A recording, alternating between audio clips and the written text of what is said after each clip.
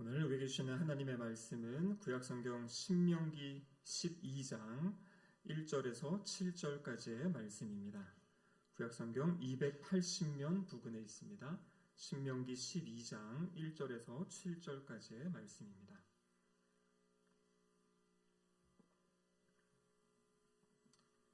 하나님의 말씀을 저와 한 절씩 교독하도록 하시겠습니다. 내 조상의 하나님 여호와께서 내게 주셔서 차지하게 하신 땅에서 너희가 평생에 지켜 행할 규례와 법도는 이러하니라.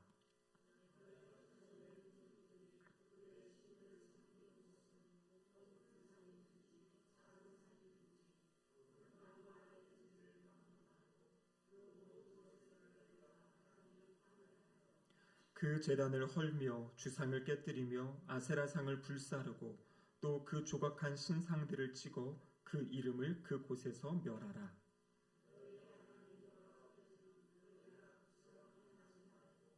오직 너희 하나님 여호와께서 자기의 이름을 두시려고 너희 모든 지파 중에서 택하신 곳인 그 계실 곳으로 찾아 나아가서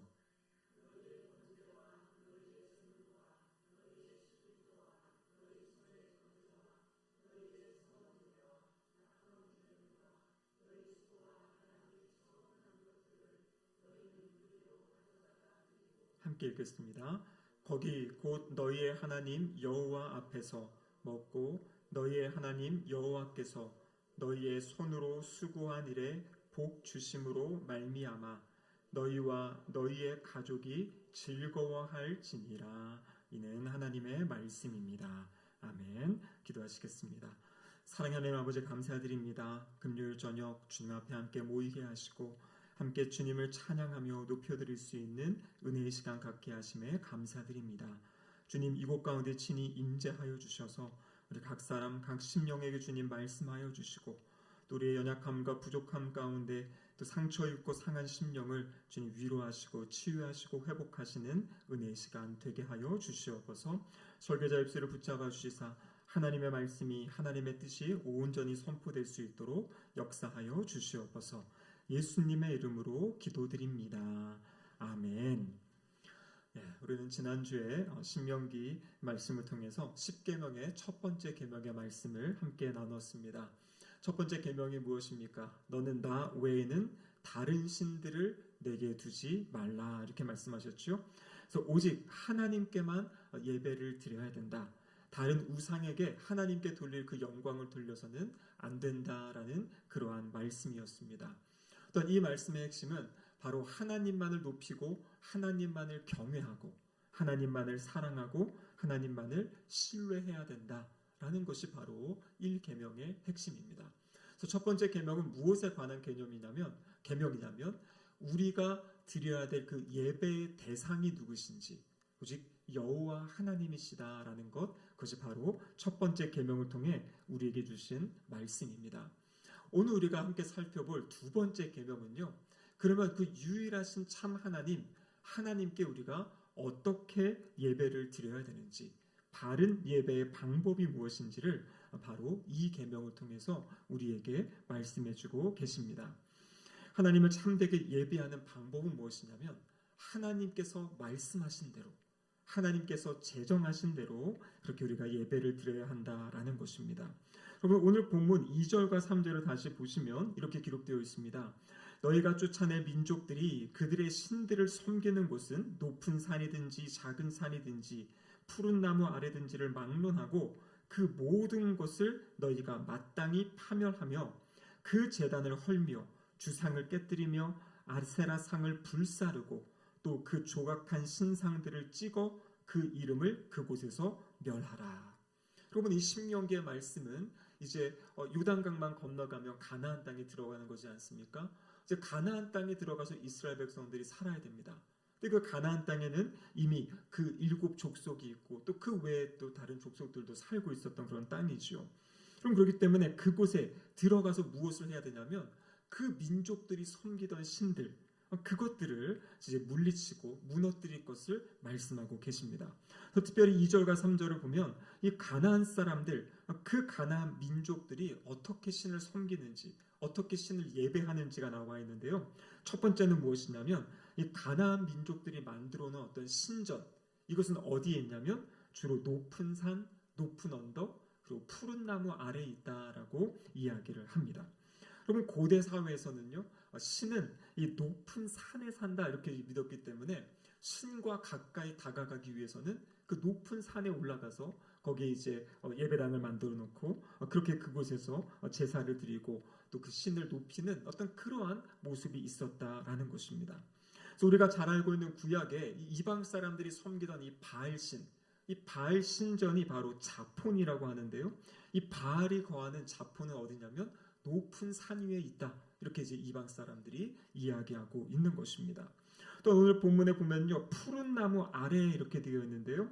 이 나무 그늘이 특별하게 좋은 어떤 그 그늘진 그곳이 또 신이 거하는 그런 곳이다라고 이야기해서요.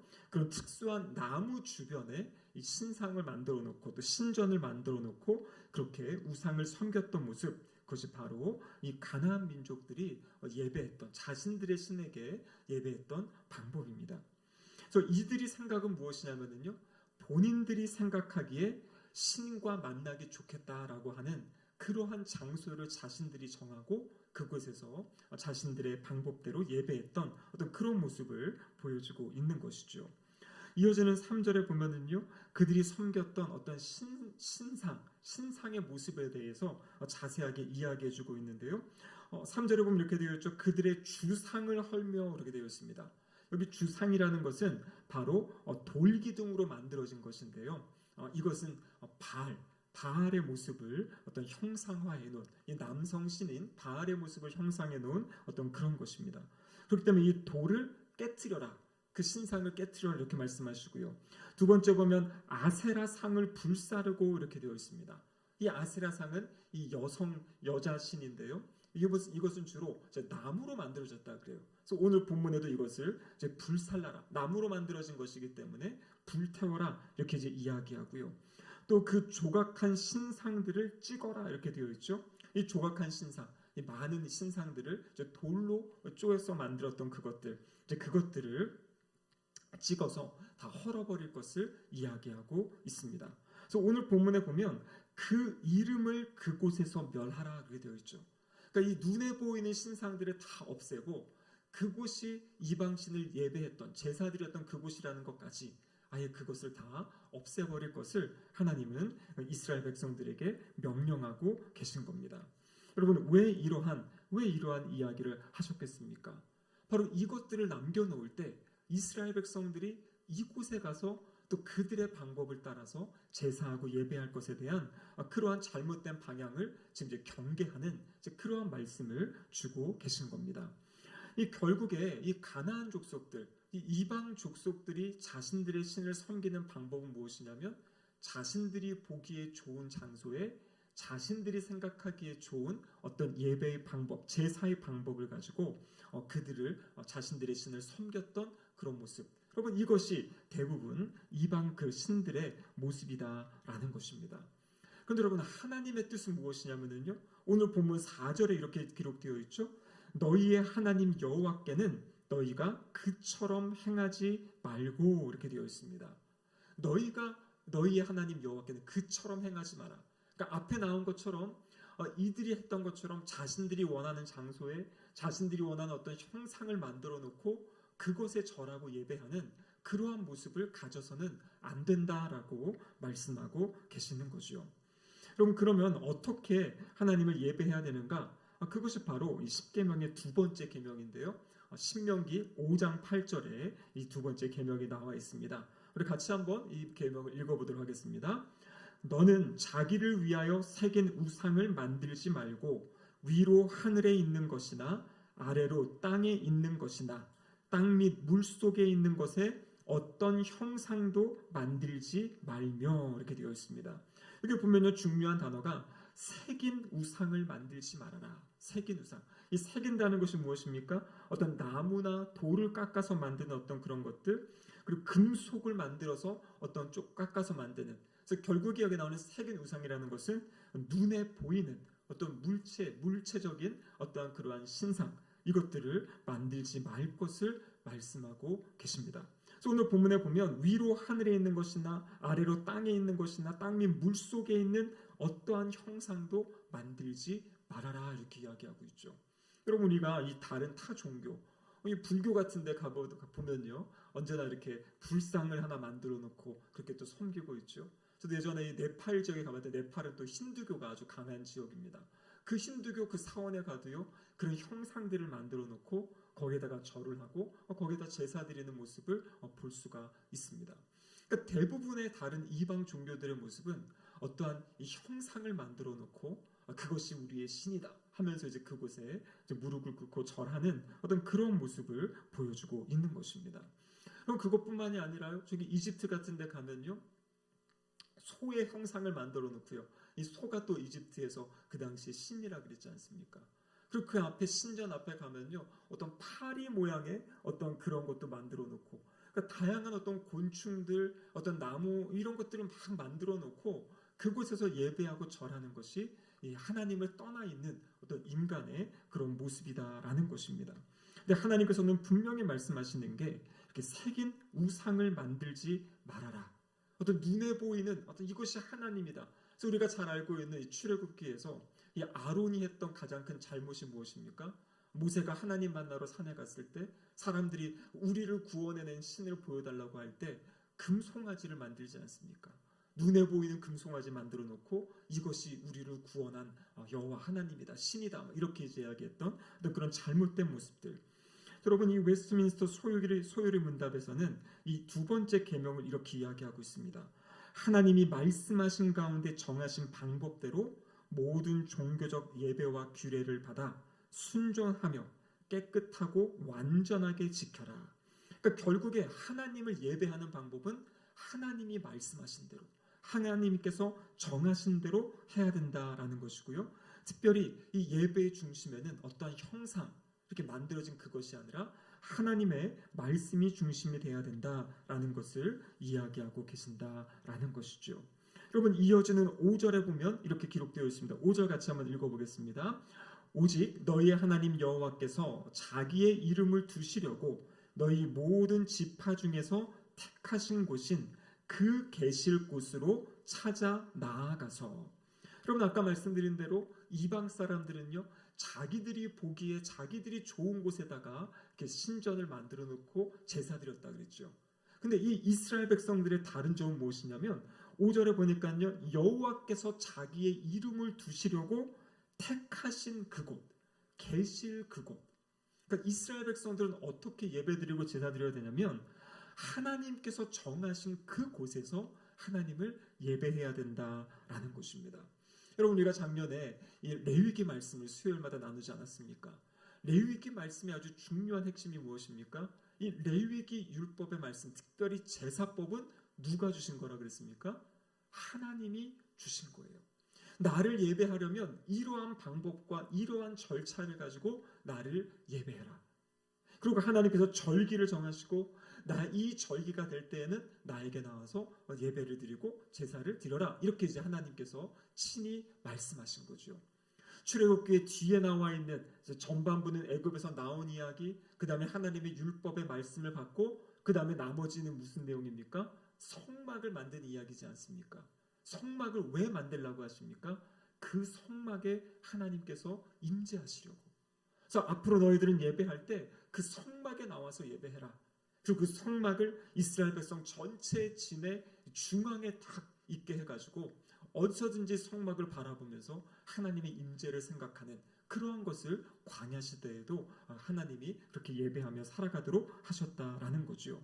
그러면서 이제 이들이 가나안 땅에 정착하게 되면 이제 하나님께서 선택하신 그곳에 찾아와서 그곳에서 하나님을 예배할 것을 이야기하고 있습니다.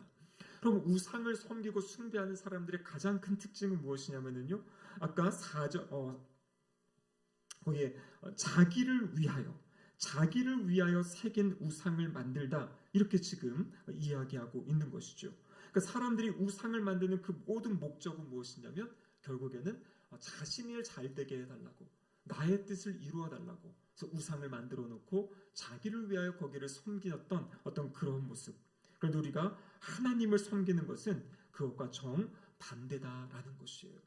하나님을 섬기는 이유는 무엇이냐면 하나님이 우리의 창조주가 되시고 하나님이 우리를 구원하신 구원자가 되시고 또 우리의 삶을 다스리시는 주인이고 왕이시기 때문에 그 하나님의 은혜에 감사해서 하나님을 높여드리는 것, 여러분 그것이 바로 하나님을 향한 올바른 예배다라고 우리에게 이야기하고 계십니다. 그래서 중요한 것은 하나님이 정하신 곳에서 하나님이 정하신 방법에 따라 그렇게 하나님을 높여드리고 예배하는 것, 이것이 이 이방 우상들, 이방 신들과 다른 하나님 이스라엘 백성들이 지켜야 될 그러한 예배와 관련된 규례다라고 이야기하고 있는 것입니다. 여러분 그런데 문제는요, 이제 구약 시대에 드렸던 그 제사, 그 예배, 이것은 더 이상 우리가 지금 이 신약 시대에는 드리지 않죠. 왜냐하면 그 모든 사역이 예수 그리스도의 사역, 예수 그리스도의 십자가를 예표하는 거였는데 예수님의 그 십자가의 사역을 통해서 구약의 모든 예배의 그것들이 예수님 안에서 성취가 되어지고요, 이제 변화되어진 그런 역사를 우리는 성경을 통해서 이제 알게 되는 거죠. 여러분 신약 성경에서 예배에 관한 가장 대표적인 본문이 어디에 나오냐면요, 바로 요한복음 4장입니다. 요한복음 4장에서 예수님이 이 사마리아 여인을 만나는 그러한 장면이 있습니다. 이 여인과의 대화 가운데 여인이 예수님께 질문하게 됩니다. 무엇을 묻습니까? 바로 예배의 장소에 대해서 여인이 묻고 있어요.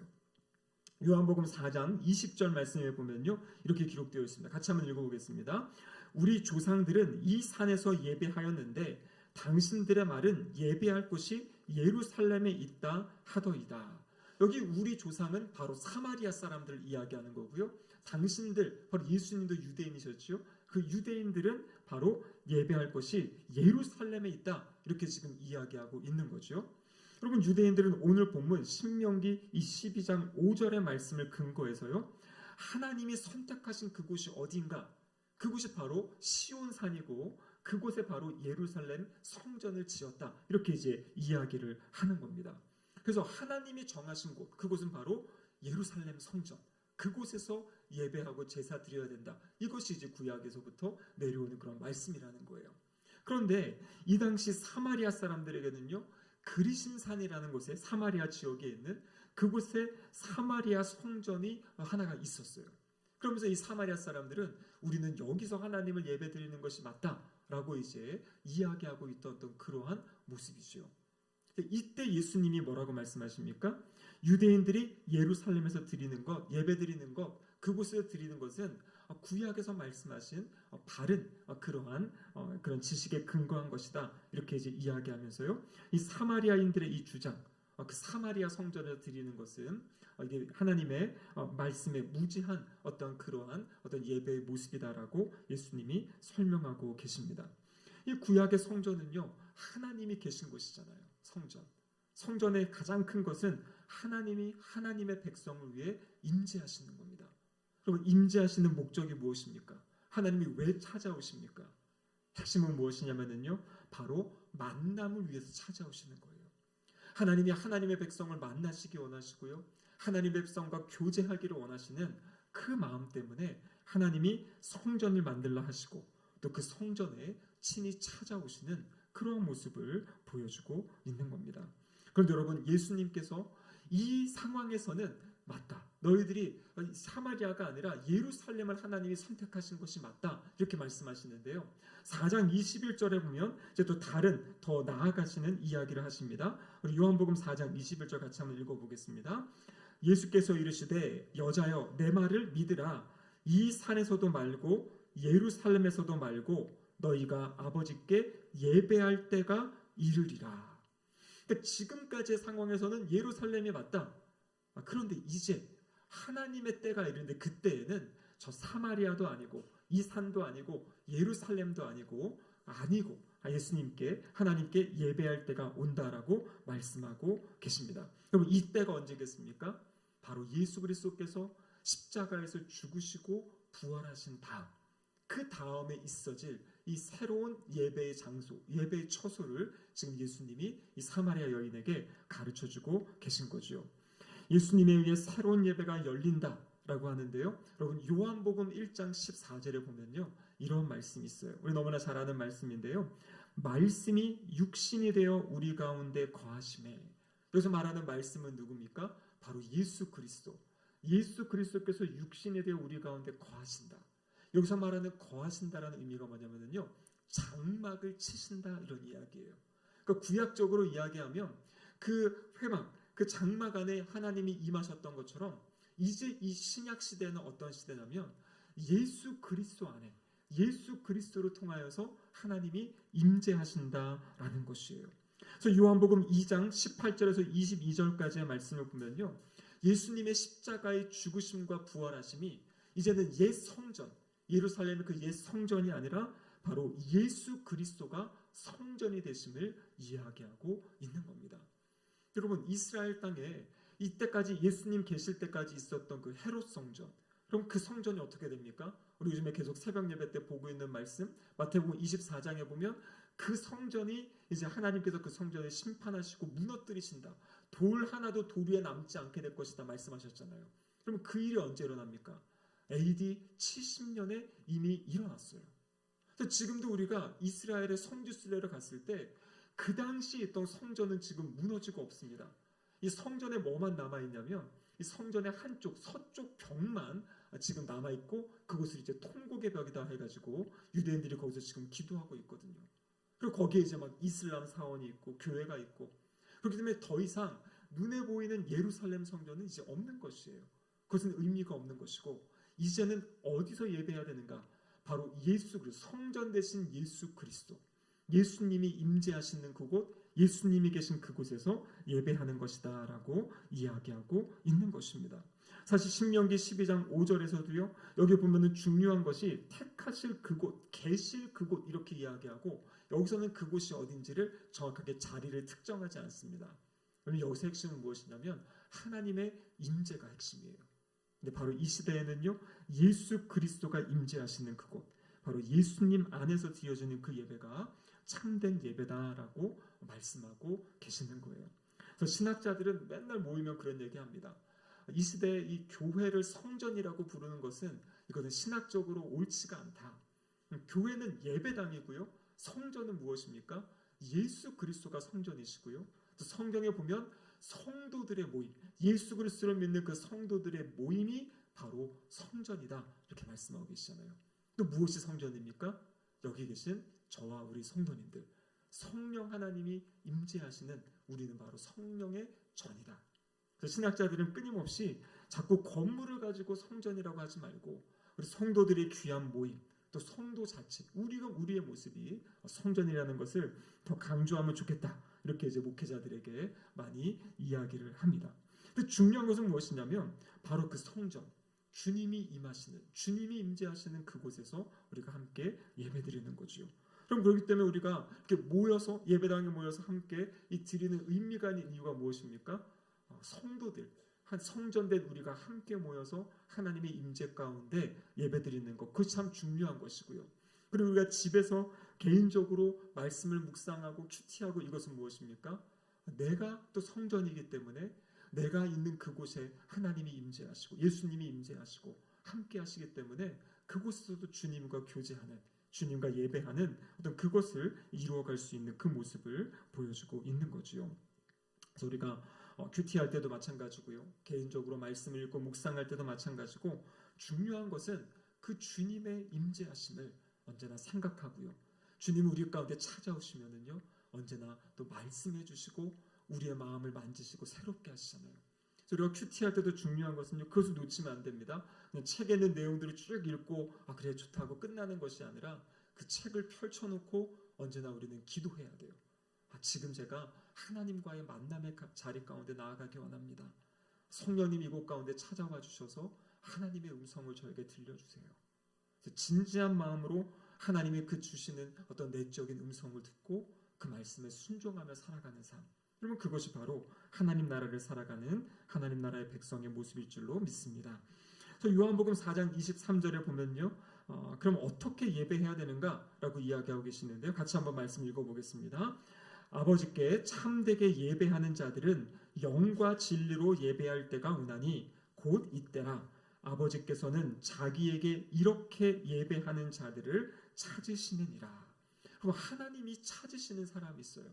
하나님이 찾으시는 사람이 누굽니까? 바로 하나님께 예배하는 자들. 어떻게 예배하는 자라고 이야기합니까? 영과 진리로 예배한다 이렇게 되어 있어요.